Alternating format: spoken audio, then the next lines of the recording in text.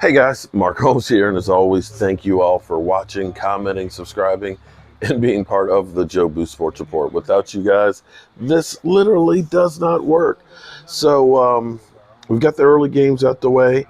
The Eagles made a run. They made a run at getting back into the game against Baltimore, but fell short. Just fell a little bit short in the end.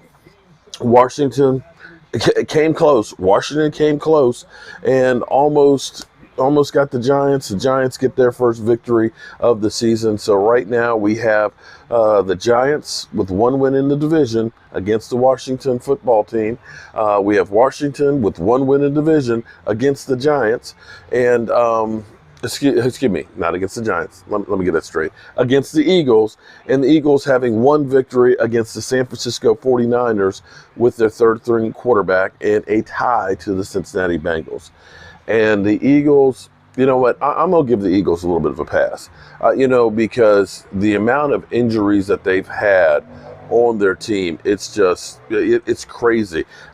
Literally, as Philly 500 saying, as somebody caught a pass, who is that guy? I don't know who he is. I'm just glad he caught a pass. I don't know who he is. But literally, we had fun watching Philly 500 melting down, the highs and the lows and everything else. And that's the great thing about football, man. It's the emotions that we put into our team. I'll be 100% real here. Tomorrow, without Dak Prescott, okay, I'm all in for Dak Prescott. We all know I'm a Dak Prescott fan, having met him a few times, talking with his uncle, his story. I am a Dak Prescott fan as well as a Dallas Cowboy fan. I will be rooting just as hard tomorrow. All you guys that say that I'm not a Cowboy, you're not a real Cowboy fan, you're just a Dak fan. I will be rooting just as hard tomorrow for a victory, because tomorrow is an opportunity for our team to literally take a stranglehold on our division. I'm looking at this right now.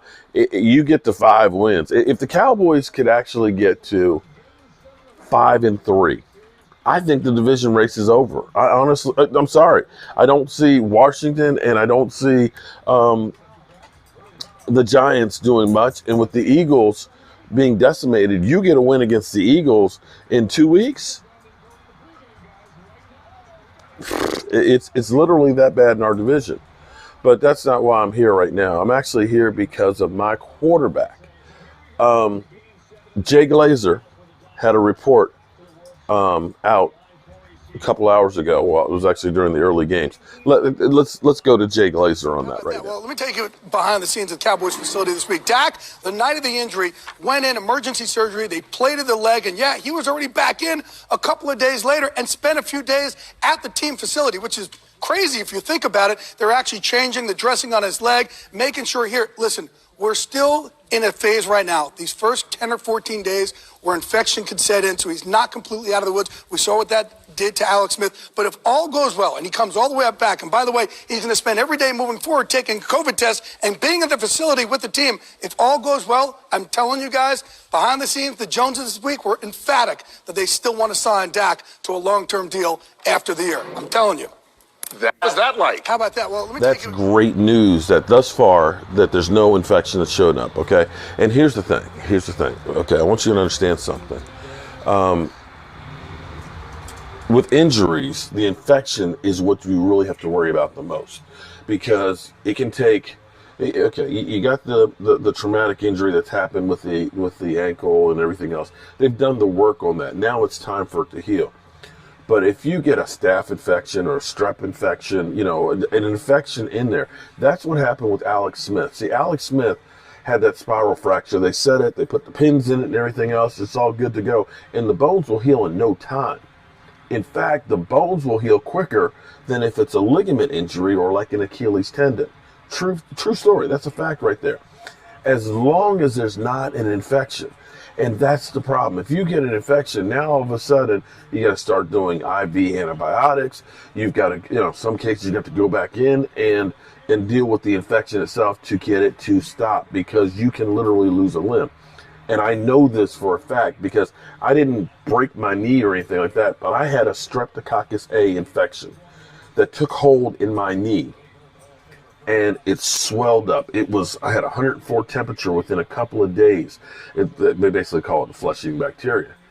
And had to have 3 operations. It was so crazy because on New Year's Eve, 1994, I had the first operation. They did a scope, scope put three holes in there, go in there with the tools and everything else. But the infection was so thick. How thick was it? That it clogged up the tubes. And so they couldn't do anything with the infection through that. So it was like, this operation is a waste. They went it back in 2 days later, and literally, I don't know if I can put my knee up here. Okay. You see this scar right here? Okay. This was 1994. They cut the sucker open right here, peeled it back, and they had to scrape out the infection. They said the infection was thick like tomato paste, and it basically ate all the cartilage in my knee, and they had to scrape the bone. Okay, so literally they're scraping the infection off the bone. They left it packed open. I want you to understand this. It's the second operation. Instead of sewing it up, they packed it with whatever materials, wrapped it up, and then they went back in it 3 days later and scraped and cleaned up the infection some more. So getting the infection, that's what happened to Alex Smith, and why Alex Smith took so long for it to get better. He had a multitude of operations. I don't know how many, but it was quite a lot of them to get rid of the infection to save his leg. So Dak Prescott, he's not out the window yet because they're changing the dressings. This wound is still, relatively new. Operation just happened last week. But if he can get through about 10 days, 2 weeks, without any complications, that's great news. Now, other news, Dak is a warrior. Dak is all in with his team and his teammates. So he's out here right now getting COVID tests every single day so he can be at the facilities. And you talk about somebody who's going to be ready, they say 4 to 6 months.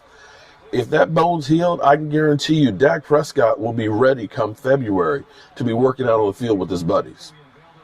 He will be out there working on the field with his buddies ready. In fact, I guarantee you that right now he's working on his upper body. He's like, look, I know I can't do shit with the leg, but I'm going to be working with the upper body, and I bet you he's in there studying more and more film, and I bet you he will be an inspiration to the team as well. When you hear some of the players talk about how inspirational it was to see him come back into the facilities, you know what that guy means to the team. Now, the question will be, what do the Cowboys do? Now, we heard earlier something I said before. We know that they'll go ahead and do a franchise tag. I can't see them immediately signing a big deal contract with him right out the gates when the new year starts. I see them putting the franchise tag on it, and from that point, seeing how things go, and then getting the long-term deal done. Because, as long as there's no infection or any structural damage, and this is just broken bones, basically, there's no reason to not re-sign him. Especially when you look around right now. I know Cowboy fans here will say, he's a bum, get rid of him, we'll just get somebody else. It's funny how we always say that and we get rid of people, but we don't seem to be able to find people to replace these bums, as they put it. Get rid of Tony Romo, we'll just draft a quarterback and stuff. I'm sitting here watching games, and Baker Mayfield, their team's winning, but you can't look at that offense because they usually don't pass for not more than 250 yards a game. And then you see him this week, he's not that great. Carson Wentz, as much as as Philly 500 will say, oh well, he's got nobody around, and that's to a point, but still, you had -5 yards in most of the first half passing. I think you ended up with 21 yards in the half. Come on. And the amount of turnovers, you're leading the league, I believe, in interceptions. So you can look at that guy and say, that was a number 2, number 3 pick in the draft. And they moved up to get him. The Rams, they moved up to get, or did they move up? Did they move up? I can't remember. Did the Rams move up?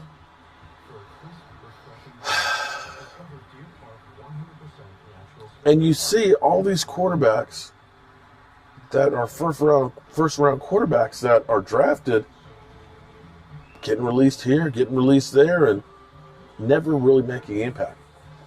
You don't just go away from guys that are improving year after year after year, that literally are that dedicated to their team of being the best player they can be and putting in the work that they put in. I just don't. But then again, that's me. I'm a fan of Dak Prescott, and I believe in the guy. You know, those who don't believe him, well, that's your opinion. Feel free to have that.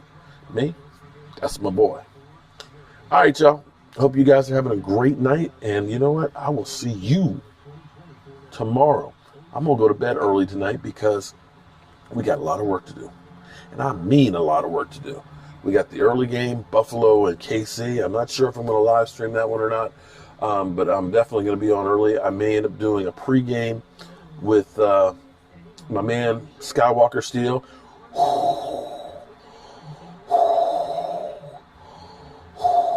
Yeah, that guy. And we'll see what goes. All right, peace out.